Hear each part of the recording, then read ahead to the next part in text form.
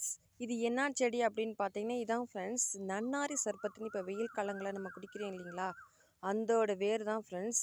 நம்ம வந்து நன்னாரி சர்பத்து அப்படின்னு கேட்போம். அந்த ஃப்ளேவர் வந்து பார்த்திங்கன்னா அது ஒரு மணமாக இருக்கும். கடையில் நம்ம பாட்டிலில் கேட்கும்போது அது எப்படி ப்ரிசர்வேட்டிவ் பண்ணி பண்ணுறாங்கன்னு தெரியல. ஆனால் வந்து உண்மையான நன்னாரி அப்படிங்கிறது இதுதான் ஃப்ரெண்ட்ஸ். இந்த கன்று தான். இது வந்து கொடியாக படரும். கொடியாக வந்து பார்த்திங்கன்னா கிராமப்புறங்களில் இருக்கும். ஆனால் நிறையா பேருக்கு வந்து கிராமப்புறங்களில் இது தெரிய மாட்டேங்குது. நம்ம கடையில் தான் கொடுத்து வாங்குகிறோம். ஆனால் கிராமப்புறங்களில் அங்கனக்குன்னு முளைச்சி கிடக்கு.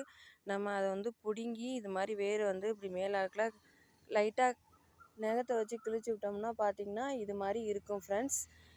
ஒயிட் கலரில் இருக்கும். இதை மோந்து பார்த்திங்கன்னா அப்படி ஒரு மணமாக இருக்கும் ஃப்ரெண்ட்ஸ்.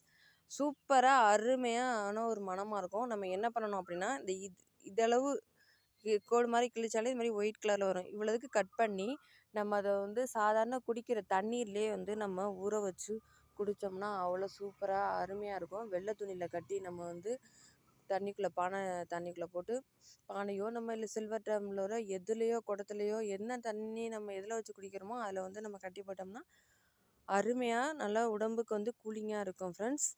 ரொம்ப நல்லதும் இயற்கையானதும் கூட. பாருங்கள் ஃப்ரெண்ட்ஸ், நன்னாரி இலை வந்து பார்த்திங்கன்னா இப்படி தான் இருக்கும்.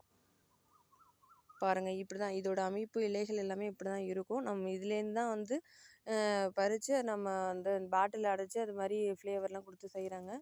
ஓகே ஃப்ரெண்ட்ஸ், இந்த வீடியோ பிடிச்சிருந்தா லைக் பண்ணுங்கள், ஷேர் பண்ணுங்கள், சப்ஸ்கிரைப் பண்ணுங்கள். தேங்க்யூ. இந்த இலையை பார்த்தாலும் செடியை பார்த்தாலும் எங்கே பார்க்காதீங்க, வீட்லேயும் வளங்க. எங்கேயும் கிடந்தாலும் பிடுங்கி யூஸ் பண்ணுங்கள்.